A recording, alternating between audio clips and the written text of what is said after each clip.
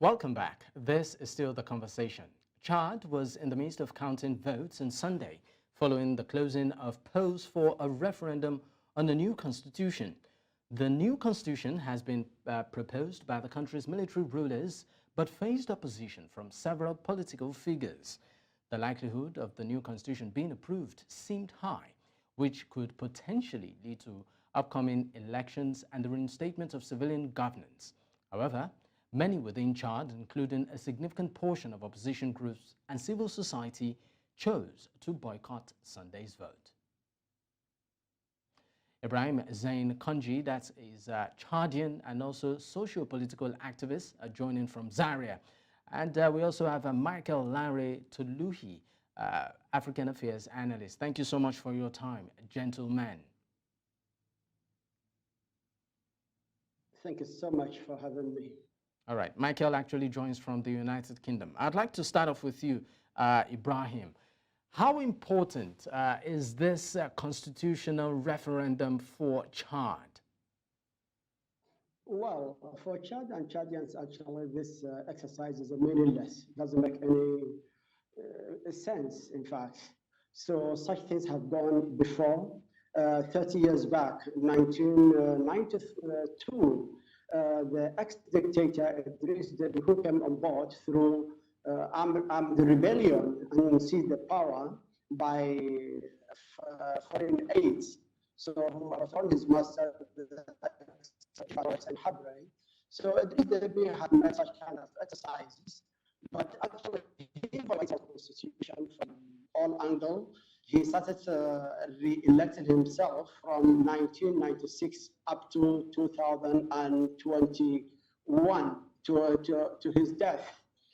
But myself, actually, I participated in the first election, 1996. I voted, and the second one as well, 2001. Afterwards, I stopped actually taking part because it was just a joke. One horse racing, the just created himself. There was no election, there was not democracy, there was no law, no constitutions, just by saying sake, nothing more. So as you see in the election, the vote exercises, boycott is a massive. In fact, the participation, I'm sorry, Ibrahim, I just need to cut in here. We are having a bit of interruption when it comes to your conversation. Maybe if you can, continue your analysis without your earpiece. It seems to interfere with the flow.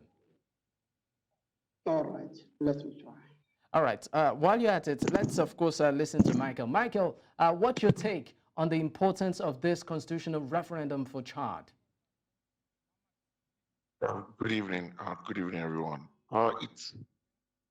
It's an important thing, but it just boils down to tell us how the African nation is not seeing democracy as something, is not seeing the value of democracy, because we know since 1960 that Chad had independence, the country has only enjoyed little stability, and we know that the former president, in person of President Idris Deby, when he died and when he was killed in April 2001, his son, who is the general in the person of the president there now, Mahmoud Idris Deby, was sworn in and to stand in gap, which was meant for the military, what they call it, transition, and it was meant to be an 18-month thing.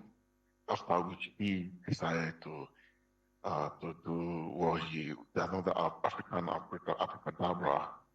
by extending for another 18 months. And now he called for a referendum and saying he wanted to see for constitution, and our constitution is there to be our constitution needed to be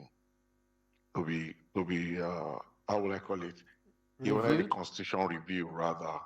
And when they started it, we could see that we have some people saying yes for it and thinking that okay, it is good because the constitution is proposing that there will be establishment of autonomous community with local government, with local assemblies and council, for tradition chiefdom, among other changes.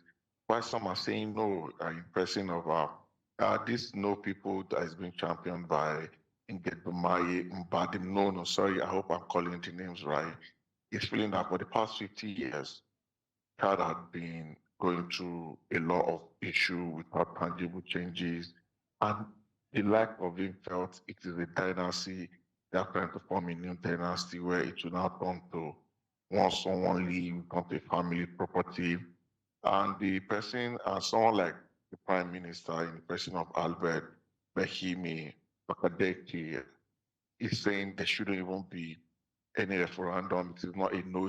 There should be no referendum now or never, because it feels money will probably change, and if there is a pattern, there is a delay, which is just doing, which this delay is a delay tactics, but it is Dabi who he felt since. Okay, Michael, sorry to interrupt you. Of course, we'll get back to some of the items you've raised, but I would also like to go back to Ibrahim to actually know his take. Now, opposition voices actually did argue that the referendum aims to pave the way for the current transitional president, that's General Mahatma Idris Deby Itno, to continue the legacy of a political dynasty initiated by his late father 33 years ago following a coup. Could there be any form of validity to this claim? Fact on ground we have. In fact, even the way after the death of the ex-dictator Idris Deby, the way this Muhammad Idris Deby was slotted in was clear crystal that the preparation of illegal and constitutional dynasty for this or this younger dictator to continue for another 3 weeks or 4 or 5. That's the preparation. That's what they are doing. And the worst part of it, the fact charges are not against either the ex-dictator Deby or the current dictator younger Muhammad Idris Deby. The problem of their rule, their cruelty, the way their monstrous injustice, the inequality, the nepotism, the human rights abuse, the first-class corruption, those things what Chadians are against it. And in fact, even the two oppositions, the moment who are saying the truth about it and asking for the betterment of the leadership, betterment of the citizens, either they have been gunned down or have been arbitrarily arrested. So now some of those who are calling themselves oppositions, actually they are fake oppositions, have been prepared and paid by the nepotism or the big family, the big dynasty, to legitimize their illegal process. So definitely not about it. Even though the comes for African Union, the chairman, Musa Faki Mohammed, who's the Chadian, who worked with the ex-dictator for several years as a foreign minister, as a prime minister, he's opposing to say the process, what is going on, is against the African Union Charter. But they are undermining any constitution, international or regional or even national, just for this young dictator, as you rightly mentioned, their dynasty to continue. Okay. The major problem is not a country. They made it hell. There is absolute justice there. No equality, no rights. So the social society, the caste system, there's a first class. Okay, Ibrahim, sorry to cut in, but of course we will continue this particular conversation. And when we return, of course, we would also consider what the voters' turnout look like and also their perception to what is going on. But right now, we need to go on a quick break. When we return, the conversation continues. Stay with us. This is still the conversation, and we are looking at matters arising in Chad, where recently a constitutional referendum was held. And we have with us on the program Ibrahim Zain Congy, a Chdian and also a socio-political activist from Zaria, and also Michael Lanre Toluhi, African Affairs Analyst. Once again, gentlemen, thank you so much for your time. Okay, I would like to, of course, move to Michael right now. Now, we, of course, observed, or it was observed, that voters' turnout appeared a bit limited in some parts of the capital, with some citizens expressing, skepticism about the impact of their votes due to the expected outcome. Why do you think this is? Yeah, it is because, it was not genuine, because everyone knows that the referendum or the vote was never a genuine call. And, we all know that it is another tyranny in the making, and it's another tyranny rule and the tyrannical act, the tyrannical rule over there. If you remember that on the anniversary of the 18th month transition, when they did the anniversary in October 2022, we know that between 100 to 300 young men and teenagers were shot dead in the Gemma and by the police and the military. And according to opposition and national NGOs calling for it, nothing was done. And these people have been protesting, peacefully demonstrating that against the 2 years extension of this transitional government. So when you see that more than 1,000 people, or other 1,000 people have been in prison and before and they were pardoned, but the pardon, you know how the pardon had been. So you see, it's not something anyone will want to go out and say a no to, because it's like going to somewhere and they're telling you go vote for yes or no, but there is a gun hidden somewhere, there is a sniper somewhere aiming at you, telling you when you go no, you'll be shot down. So it's just a way of dazzling the cake or the carrots or the banana in the front of the monkey, and the monkey is in a cage and the monkey can't really do anything, because that is what is happening. You've seen these people do all these kind of things, and you've seen leaders come to Africa, or African leaders rather, come to just make some funny kind of promises and trying to do things. And someone wants to be a president, wants to be a military man, and wants to transition to be a democratically elected president. And once even that is done, they begin to change the laws, they begin to change the constitution of the land to give themselves to stay over and over. You see, it's only in Africa you see a leader that's been there for 50 years, 60 years, because they want to stay. His father started this journey 3 years ago, and now he wants to continue it, and he feels it is his birthright to do that. So people will not naturally turn out. Clearly, believe that turning out is. Clearly, it looks like a situation of lack of maybe trust in the political system or the government. But I'd like to go back to you, Ibrahim. Now, you were trying to establish some points before we went on that break as regards some of the views of the opposition. I want you to put it vis-a-vis some of the views also of the voters who did not appear to, will I say, vote or even sort of support or respect the process. Not respect per se, but, participate more or less in the process. What's your take? Actually, there had never been votes in Chad, right from the inception, 1960 to date. There is no Chadian president voted in or out. So just this is, as my dear respected colleague, Mr. Michael, as he mentioned, this one just nominal process everybody knows about. There's a massive mistrust. And in fact, what is the most painful? Imagine now this is the referendum on the so-called constitution. In fact, there's no constitution in Chad. That's tyranny, absolute tyranny, whatever tyranny we have. Yet the president, the prime minister, the ministers are campaigning for yes. Imagine. So there are people can protest, they say no participation. Some are locked up, some are arrested, some they are flagged. So whatever it is, people know what the outcome is coming. Dabi had given the same ordeal to Chadians. He came through military armed rebellion in 1990. He ruled Chadian for 32 years miserably with those fake elections.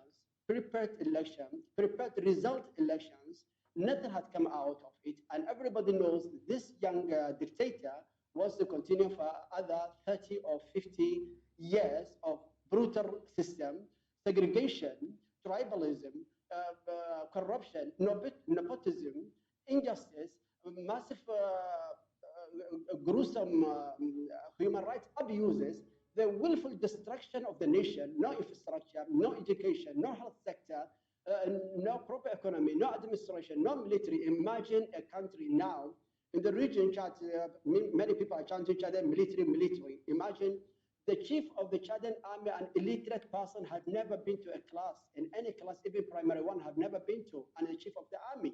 Today we have. Sorry, you said the chief of the army. Sorry, I need to get back to you on that. You said the army chief doesn't have any academic qualification. Is that what you're saying? Yes, please, including the young dictator Mohammed Idris Deby. All a bunch of. Sorry, do you have evidence to prove this? Because I mean, those are pretty weighty. I am from Chad. I am an activist. I'm against this injustice. I'm against this misrule right from 1996 to date. A person we know him, Abu Bakr Abdul Karim Dawood. An illiterate person. Imagine chief of the army, chief of the police, minister of the security, all are from the same family. Only they are oppressing Chadians. But that is not to say that they don't have any form of academic qualification. But I mean, no, we know each other. But that's not enough. You know, we would have appreciated some sort of hardcore, you know, evidence to prove this. But nonetheless, no, only we can bring evidence when there's a certificate for them we can present. But the people who are illiterate have never gone to a school. What are we going to present for them? People, we know them, they know us, we know each other quite very well. So actually, what is there? Just family affairs. They have taken it like that. The nation is a hostage. Chadians are hostages. So absolute injustice, massive killing. Killing is every day in Chad. It's sponsored, even communal clashes is sponsored by those bunch of illiterates. So I'm saying in Chad. I'm sorry, I might just need to cut in here, but just because we're pressed for time, I'll still stay with you, Ibrahim. Now, how much of an impact will you say this process will have on the upcoming elections in 2024 as projected? Everybody knows. In fact, when this young man was brought illegally, unconstitutionally, on top of the military junta against the will of Chadians, I had that with the RFI, where they asked for this continuation of this dictatorship, nothing more. This young man, if Chadians have not stood together, definitely will come back under civilian or whatever name, or remains dictator, remains military general 5-star, whatever, or marshal quality, whatever you like it, and will continue for the next 30 to 40 to 50 years, unless Chadian will stand up together and the region, and the regional powers and the international community, EU, United Nations, actually have not been fair to Chadians. They should stand in the side of the Chadians. What has happened in Chadian had never happened such in the history. We have the worst tyranny in the human history, killing innocent lives in hundreds on daily basis, sometimes on ethnic cleaning. All right, Ibrahim. Sorry, I might just need to cut in because we would also like to hear Michael's take on this briefly. Thank you. Well, it's funny because I don't see anything going to happen in the election, because there's not going to be an election. It's going to be a selection if anything is going to happen. And it boils down to the fact that the African Union is not taking its place where they need to take its place, with their place and stand firm. Because we remember that this 37-year-old young guy told them that he was going to conduct an election in 18 months, being in office. It's past 18 months, and he's giving himself an extension of another 18 months. And we know what he's doing now. He's just playing to the gallery. He's dancing, all those normal music he needs to play and dance to them. Now the people in charge are under a tyrannical rule. They can't raise their voices. They can't speak for themselves. When you speak for yourself, you are either jailed, if you're not shot dead. We know that is what is happening in Chad. But the EU is not saying anything. Nobody's saying anything, and you see them just talk and talk. Okay. But we are sanctioned. Okay. But you see, boys down to the fact that these guys just feel they can do what they can do when they like, how they like it, and nothing will happen. All right. Many thanks to our guest, Ibrahim Zain, Congy, Chdian, and also socio-political activist from Zaria, and Michael Lanre, Toluhi, African Affairs Analyst. Gentlemen, thank you so much for your time. Thank you. All right.